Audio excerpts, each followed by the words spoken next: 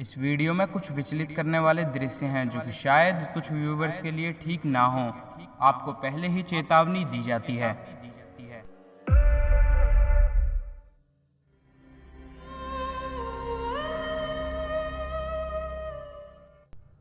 Movie की शुरुआत 1993 semen research hospital से होती है, जहां डॉक्टर फ्लोरेंस किसी गैब्रियल के बारे में बता रही होती हैं।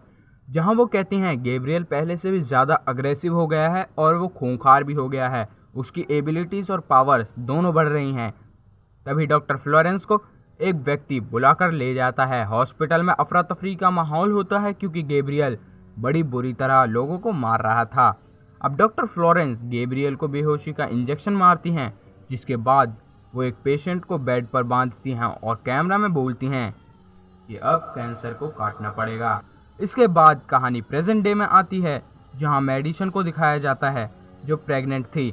अब उसके पति के साथ मेडिसन की कुछ बहस होती है, जिस वजह से मेडिसन का पति उसे पीछे धक्का देता है। मेडिसन का सर काफी जोर से दीवार पे जाकर लगता है, जिस कारण उसके सर से खून निकलने लगता है। अब रात को मेडिसन सो रही होती है और उसका पति ड्रेक बाहर सोफे पर सो रहा होता है। तभी ड्रेक को महसूस होता है मानो उसके घर में कोई घुस आया है। ड्रेक किचन में चेक करता है, जहां उसे कोई नहीं दिखता। इसके बाद वो हॉल में जाके देखता है, जहां कोई ब्लैक शैडो टीवी देख रही थी। टीवी के बंद होते ही ड्रेक लाइट जलाता है, लेकिन ड्रेक को इस बार वहां कोई नहीं दिखता। जिसके बाद ड्रेक को वो ब्लैक शैडो मार देती है।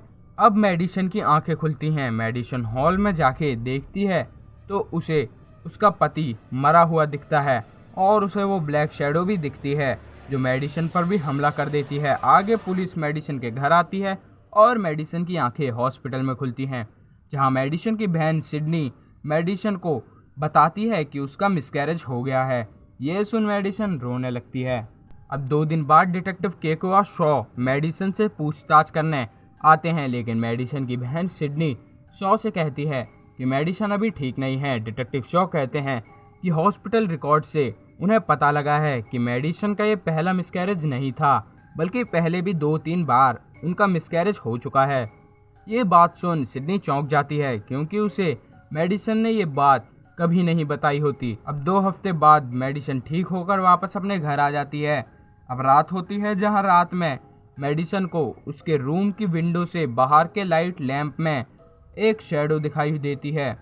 मेडिसन घबरा जाती है और फटाफट सभी दरवाजे खिड़कियां बंद करती है, लेकिन तभी पीछे का गेट खुल जाता है। जिसके बाद मेडिसन डरकर भागती है और अपने रूम में पहुंच जाती है, जहां वो अपने आप को दिलासा देती है कि बाहर कोई नहीं है।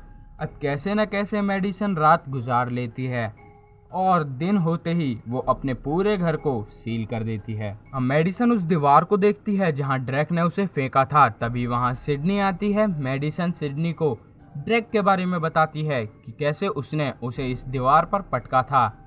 आगे मेडिसन सिडनी को बताती है कि सिडनी उसकी सगी बहन नहीं है। मेडिसन को सिडनी की मदर ने अडॉप्ट करा था जब वो 8 साल की थी। और मेडिसन ये भी बताती है कि उसे 8 साल पहले का कुछ भी याद नहीं है। अब नेक्स्ट सीन में मे सेरेना नाम की लेडी को दिखाया जाता है, जो अपना काम कर घर लौट रही थी। तभी उसे महसूस होता है मानो उसका पीछा कोई कर रहा है। सेरेना डर कर भागती है और फटाफट लाइट जलाती है। जिसके बाद वो पीछे देखती है तो वहाँ कोई नहीं होता। तभी ऊपर से एक व्यक्ति उस पर कूद उसे कैद कर लेता है। आगे वो व्यक्ति सेरेना के फ़ोन से डॉक्टर फ्लोरेंस को कॉल करता है, जहाँ वो फ्लोरेंस की शुरुआत वाली कही बात को दोहराता है। जिसके बाद फ्लोरेंस एक मे नाम की पेशेंट का जर्नल निकालती हैं, जो 1985 से लेकर 1993 तक डॉक्टर फ्लोरेंस की पेशेंट थी। अब सीन चेंज होता है और मेडिसन के घर पे आता है, जहां मेडिसन लॉन्ड्री के लिए कपड़े मशीन में डालने जा रही होती है। तभी उसे एक शैडो सामने से गुजरती दिखाई देती है। मेडिसन अब घबरा जाती है। वो अपने सर के पीछे हाथ लगाती है, जहां से ब्लड बाहर आ रहा था। अब मेडिसन फटाफट कपड़े मशीन में डालती है। तभी उसे डॉक्टर फ्लोरेंस दिखाई देती हैं। यह देख मेडिसन डर जाती है और पीछे हटती है। तभी वो एकदम से जाम हो जाती है, वो बिल्कुल भी हिल नहीं पाती। जिसके बाद किलर डॉक्टर फ्लोरेंस को मारता है। और नेक्स्ट सीन में मेडिसन का हाउस डॉक्टर फ्लोरेंस के हाउस में चेंज हो जाता है। किलर डॉक्टर फ्लोरेंस की ट्रॉफी से काफी बुरी तरह फ्लोरेंस को मार देता है। ये देख मेडिसन जोर से चिल्लाती है और उस चीख के साथ वो वापस अपने घर में होती है। अब सुबह पुलिस फ्लोरेंस के घर पहुंचती है, जहां ऑफिसर रेजिना मोस को एक लड़की की फोटो मिलती है। अब आगे किलर को दिखाया जाता है जो डॉक्टर फ्लोरेंस की ट्रॉफी को हथियार में तब्दील कर लेता है। अब डिटेक्टिव शॉ फ्लोरेंस के घर से मिली लड़की की फोटो को बॉस्को से डेवलप करवाते हैं कि आखिर ये लड़की 30 साल बाद कैसी दिखेगी। आगे एक अनदर डॉक्टर को दिखाया जाता है, डॉक्टर विक्टर को। डॉक्टर विक्टर अपने घर की एक खिड़की को खुला नोटिस करते हैं और वो किसी के अंदर आने के पैरों के निशानों को भी नोटिस करते हैं। डॉक्टर विक्टर अब चेक करते हैं कि कोई अंदर आया है या नहीं, जहां उन्हें कोई नहीं मिलता। अब वो विंडो के बाहर देखते हैं, जहां उनके पीछे हम ब्लैक शैडो को नोटिस करते हैं, यानी किलर उनके घर में ही है। अब रात होती है, जहां मेडिसन सो रही थी, लेकिन मेडिसन की आंखें खुलती हैं तो वो अपने आप को डॉक्टर विक्टर के बगल में लेटा हुआ पाती है, जहां इस बार भी वो हिल नहीं पाती। तभी मेडिसन के पीछे से किलर निकलता है और वो विक्टर को बहुत बुरी तरह जान से मार देता है। ये देख मेडिसन चीखती है और दोबारा वो अपने आप को वापस अपने घर में पाती है।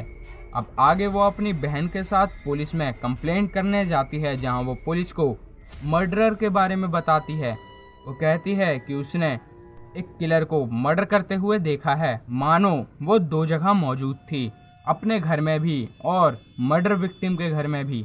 अब यहाँ रेजिना को मेडिसन की बात पर भरोसा नहीं होता, जिसके बाद सिडनी उनसे कहती है मर्डर विक्टिम के घर जाने को, क्योंकि मेडिसन किलर विक्टिम की बिल्डिंग को जानती है। डिटेक्टिव शॉ और रेजिना मेडिसन के बताए एड्रेस पर पहुंच जाते हैं, जहां मेडिसन रेजिना को बताती है कि सिल्वर कप के सामने वाली बिल्डिंग में मर्डर हुआ है। अब रेजिना और शॉ बिल्डिंग की तलाश करते हैं तो फाइनली उन्हें वहां विक्टर की डेड बॉडी मिल जाती है। मेडिसन ने उस किलर का चेहरा देख लिया था, तो मेडिसन के कहे अनुसार पुलिस किलर का स्केच रेडी करती है। अब मेडिसन रेस्ट रूम जाती है, जहां उसे एक अननोन कॉल आती है, जहां वही किलर फोन पर होता है। वो किलर मेडिसन से कहता है तुम मुझे जानती हो, जिस पर मेडिसन मना करती है। तभी मेडिसन किलर को गैब्रियल कहकर बुलाती है। अब मेडिसन पुलिस स्टेशन से चली जाती है। स्टेशन में शॉ मेडिसन की फ़ोटो को नोटिस करते हैं, जो फ्लोरेंस के घर मिली लड़की की फ़ोटो के 30 साल बाद का रूप था, जिसे शॉ के कहने पर बॉस्को ने बनाया था। यानी कि जो डॉक्टर फ्लोरेंस की पेशेंट मे थी, वो कोई और नहीं बल्कि मेडिसन ही थी। अब मेडिसन गैब्रियल के बारे में जानने के लिए अपनी मदर के पास जाती है, जहां वो उनसे पूछती है कि क्या अडॉप्शन के वक्त मेरा कोई छोटा या बड़ा भाई था, जहां उसकी मदर कहती हैं नहीं, जिसके बाद मेडिसन कहती है तो गैब्रियल कौन है। गैब्रियल का नाम सुन मेडिसन की मदर चौंक जाती हैं और उसे एक ओल्ड फुटेज दिखाती हैं बचपन की, जहां मेडिसन अपने आप में ही गैब्रियल से बात कर रही थी, जहां मेडिसन के पेरेंट्स सोचते थे गैब्रियल मेडिसन का कोई इमेजिनरी फ्रेंड है। आगे डिटेक्टिव शॉ फ्लोरेंस की मे नाम की पेशेंट का जर्नल चेक करते हैं, तो उस जर्नल में उसे कुछ पेन ड्राइव्स मिलते हैं। उस पेन ड्राइव को शॉ चला के देखता है तो उस पेन ड्राइव की फुटेज में डॉक्टर फ्लोरेंस मे के केस के बारे में बात करती हैं, जो उनके करियर का सबसे ज़्यादा आश्चर्यजनक केस था। फिर शॉ को पता लगता है कि एमिली मे केस को 3 मेन डॉक्टर्स हैंडल कर रहे थे। First doctor Florence, second doctor Victor और third doctor John.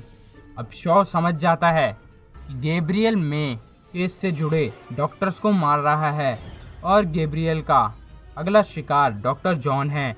Shaw John का एड्रेस निकालता है। नेक्स्ट सीन में मेडिसन को दिखाया जाता है, जो अपने घर के बाथरूम में थी, लेकिन तभी रूम चेंज होता है और मेडिसन अगले ही पल डॉक्टर जॉन के बाथरूम में होती है और किलर भी वहीं होता है।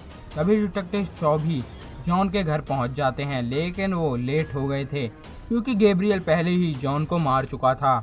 अब मेडिसन उसी बाथरूम में थी, बट वो शॉ को नज़र नहीं आती। तभी गैब्रियल डिटेक्टिव पे हमला कर देता है।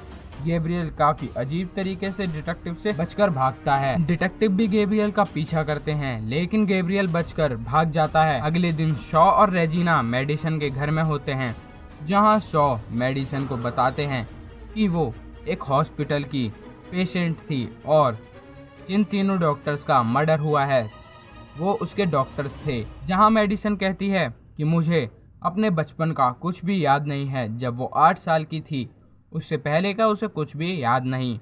जिसके बाद शॉ मेडिसन को कहते हैं कि वो एक हिप्नोथेरेपिस्ट द्वारा उसकी भूली हुई यादों को याद करने में उनकी मदद करेंगे।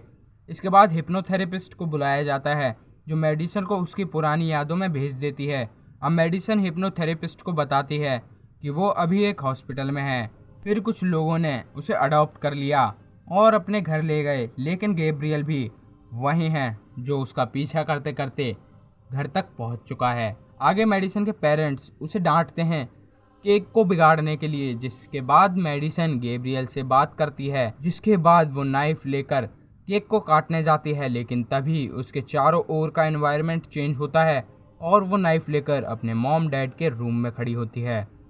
उसके बाद मेडिसन काफ़ी पैनिक कर जाती है, तो हिप्नोथेरेपिस्ट उसकी यादों से वापस उसे रियलिटी में ले आती है। अब मेडिसन बताती है कि गैब्रियल बेबी को मारना चाहता था, जो बेबी कोई और नहीं बल्कि सिडनी थी। वो ऐसा इसलिए करना चाहता था क्योंकि उसे डर था कि सिडनी के आने के बाद मेडिसन उससे बात नहीं करेगी और गैब्रियल सिर्फ मेडिसन की एक याद बन के रह जाएगा। अब सीन चेंज होता है और सेरेना को दिखाया जाता है जो बहुत मेहनत मशक्क़त से मौका देख अपने आप को आज़ाद कर लेती है। जिसके बाद वो वहाँ से बाहर निकलने की सोचती है, लेकिन तभी वो नीचे गिर जाती है जहाँ मेडिसन और बाकी सब लोग थे। सेरेना कई दिनों से मेडिसन के घर में ही कैद थी। अब पुलिस मेडिसन पर शक करती है क्योंकि मेडिसन के घर में उन्हें गैब्रियल का हथियार भी मिल जाता है, जिसे गैब्रियल ने फ्लोरेंस की ट्रॉफी से बनाया था। अब रेजिना और शॉ उससे पूछताछ करते हैं, तभी मेडिसन पैनिक होती है। जिसके बाद रूम के सभी सीसीटीवी कैमरास ब्लास्ट हो जाते हैं। तभी शॉ को एक अननोन नंबर से कॉल आती है जहां गैब्रियल शॉ से बात करता है। वो कहता है कि मुझे मेडिसन जानती है, उससे पूछो कि वो मुझे पास्ट में क्या कहकर बुलाती थी। इसके बाद मेडिसन कहती है द डेविल। अब सीन चेंज होता है और मेडिसन की बहन सिडनी सीमन हॉस्पिटल पहुंच जाती है जहां मेडिसन का इलाज हुआ था 30 साल पहले। अब वो हॉस्पिटल एकदम खंडर बन चुका था। सिडनी को हॉस्पिटल से कुछ टेप्स मिलती हैं जिन्हें लेकर वो घर चली जाती है। वहीं दूसरी ओर मेडिसन को ऑफिसर्स जेल में डाल देते हैं। आगे सिडनी अपनी मदर के साथ हॉस्पिटल की फुटेज को देखती है। फुटेज से सिडनी को पता लगता है कि मेडिसन का बर्थ नेम था एमिली मे और उसकी बर्थ मदर सगी माँ सेरेना मे थी। हाँ, वही लेडी जिसे गैब्रियल ने बंदी बना रखा था। एमिली सेरेना की अनवांटेड चाइल्ड थी, जिस कारण सेरेना ने अपनी बेटी एमिली को डॉक्टर्स को सौंप दिया। आगे उन्हें पता लगता है एमिली के बारे में, जिसके पीछे एक ट्यूमर था जो काफ़ी एडवांस था। उसके हाथ, दांत, आँख और मसल भी थे। वो ट्यूमर एमिली के साथ जुड़ा एक ट्विन जैसा था, पर वो ट्विन नहीं था, वो एक पैरासाइट था जो एमिली को परेशान करता था। उस ट्यूमर को डॉक्टर्स ने गैब्रियल नाम दिया था। गैब्रियल काफ़ी खूंखार था, वहीं दूसरी ओर एमिली शांत थी। गैब्रियल का एक हिस्सा एमिली के दिमाग से भी जुड़ा हुआ था, जिस कारण गैब्रियल एमिली को कई सारे विजन्स दिखाकर उसे परेशान करता था। 1993 में गैब्रियल कुछ ज़्यादा ही अग्रेसिव हो गया, जिस कारण फ्लोरेंस ने एमिली का ऑपरेशन कर गैब्रियल को अलग कर दिया। बट गैब्रियल का जो हिस्सा एमिली के दिमाग से जुड़ा था, उन्होंने रिस्क के कारण उसे नहीं काटा और उस हिस्से को एमिली के स्कल में ही फिट कर दिया। अब सिडनी समझ जाती है कि गैब्रियल दोबारा कैसे जगा। जब ड्रेक ने मेडिसन को दीवार पर फेंका तो उसके स्कल पर इम्पैक्ट पड़ा और गैब्रियल दोबारा जाग गया और फिर से सक्रिय हो गया। और उसी दिन के बाद सभी लोगों के कत्ल होना भी शुरू हुए। अब सिडनी को पता लग चुका है मेडिसन की असली मदर सेरेना है जो हॉस्पिटल में है। अब सिडनी सेरेना के पास जाने के लिए निकलती है। वहीं दूसरी ओर पुलिस स्टेशन में कुछ कैदी मेडिसन को परेशान करते हैं और मारते हैं, जिस वजह से उसके अंदर छुपा गैब्रियल अब पीछे सर से बाहर आ जाता है, जिसके बाद वो क्रूअल तरीके से सबको मारता है। अब गैब्रियल रेजिना और डिटेक्टिव शॉ को भी चोट पहुंचाकर सेरेना की ओर निकलता है। अब गैब्रियल हॉस्पिटल पहुंच जाता है जहां वो सिडनी पर हमला करता है। मेडिसन भी ये सब कुछ देख रही होती है। एक्चुअली में यहाँ गैब्रियल ने मेडिसन के कॉन्शियस माइंड पर कब्जा कर रखा है और मेडिसन को उसके अनकॉन्शियस माइंड में कैद कर रखा है, इसलिए वो किसी को भी नहीं दिखती क्योंकि वो खुद के ही माइंड में कैद है, क्योंकि वो गैब्रियल का सामना करने से डरती है। अब पीछे से डिटेक्टिव शॉ आते हैं और गैब्रियल पर गोली चलाते हैं, लेकिन गैब्रियल उन पर वार कर उन्हें मार देता है, जिसके बाद सिडनी गन उठाकर गैब्रियल पर तान देती है, लेकिन गैब्रियल सिडनी को पछाड़ देता है। अब सिडनी मेडिसन को कहती है कि तुम्हारे मिसकैरेज गैब्रियल की वजह से हो रहे थे, वो तुम्हारे बच्चे को अंदर ही अंदर खाकर अपने आप को बढ़ा रहा था। इसके बाद मेडिसन में हिम्मत आती है, लेकिन तभी गैब्रियल सिडनी को गोली मार देता है, जिसके बाद वो सेरेना को मारने बढ़ता है, लेकिन तभी पीछे से मेडिसन की आवाज़ आती है, जिसके बाद गैब्रियल और मेडिसन एक डार्क एरिया में पहुंच जाते हैं। ये एरिया रिप्रेजेंट करता है मेडिसन के अनकॉन्शियस माइंड को। अब यहाँ मेडिसन हिम्मत कर गैब्रियल को कैद कर देती है अपने अनकॉन्शियस माइंड में और वो अपने कॉन्शियस माइंड पर काबू कर लेती है। सिडनी नहीं मरी होती क्योंकि मेडिसन ने बस गैब्रियल को एक विजन दिखाया था, जैसे गैब्रियल मेडिसन के माइंड पर कंट्रोल कर उसे विजन दिखाया करता था। मूवी यहीं एंड हो जाती है। इस मूवी में जब भी गैब्रियल कहीं आता है तो वहाँ के इलेक्ट्रॉनिक डिवाइस अजीब बर्ताव करने लगते हैं, लेकिन ऐसा क्यों, मुझे इसका जवाब नहीं मिला, क्योंकि गैब्रियल एक ट्यूमर है, ना कि एक घोस्ट एंटिटी जो इलेक्ट्रॉनिक डिवाइस को कंट्रोल कर ले। अगर आपको इसके बारे में कुछ पता है तो उसे कमेंट में बताइए, और अगर वीडियो अच्छी लगी तो लाइक करिए और इस चैनल को सब्सक्राइब कर दीजिए। और अगर वीडियो यहाँ तक देखी है तो वीडियो को अपना कीमती समय देने के लिए थैंक यू।